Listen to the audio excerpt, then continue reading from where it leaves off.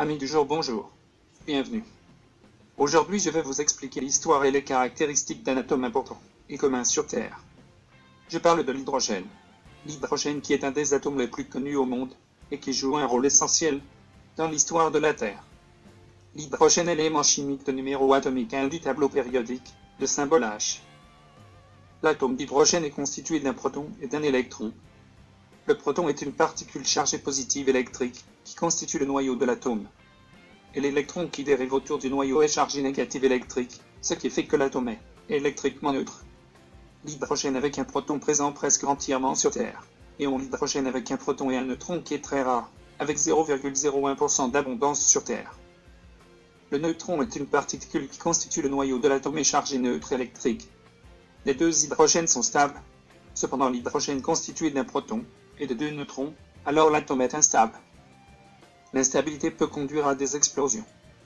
Ces trois atomes d'hydrogène sont des isotopes, car ils ont le nombre de protons en commun, autrement dit, ils peuvent avoir un nombre de neutrons différents, mais le nombre de protons ne change pas. Les trois atomes d'hydrogène sont appelés protium, deutérium et tritium. L'hydrogène est souvent ionisé en H+, c'est-à-dire que son atome est électriquement positif, car il ne lui reste que le proton, l'électron ayant migré vers un autre atome. Pour que l'atome soit neutre électrique, le nombre de protons doit être le même que le nombre d'électrons. On peut trouver de l'hydrogène bien plus facilement que vous le pensez. Et oui, l'eau est en fait constituée de milliards de molécules. Ces molécules sont constituées d'un atome d'oxygène et de deux atomes d'hydrogène. L'hydrogène est le principal constituant du Soleil et de la plupart des étoiles.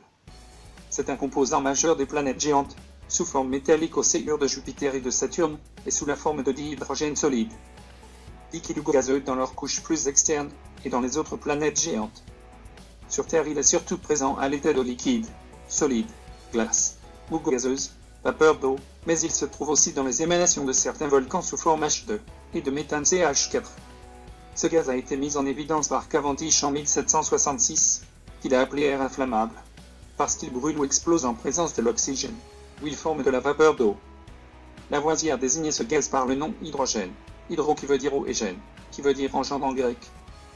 L'hydrogène est l'élément le plus abondant de l'univers, 75% en masse et 92% en nombre d'atomes. Il est présent en grande quantité dans les étoiles et les planètes gazeuses. Il est également le composant principal des nébuleuses et du gaz interstellaire. Dans la croûte terrestre, l'hydrogène ne représente que 0,22% des atomes. Sous de très faibles pressions, comme celles qui existent dans l'espace, l'hydrogène a tendance à exister sous forme d'atomes individuels, car il n'entre pas en collision avec d'autres atomes pour se combiner. Les nuages d'hydrogène sont à la base du processus de la formation des étoiles.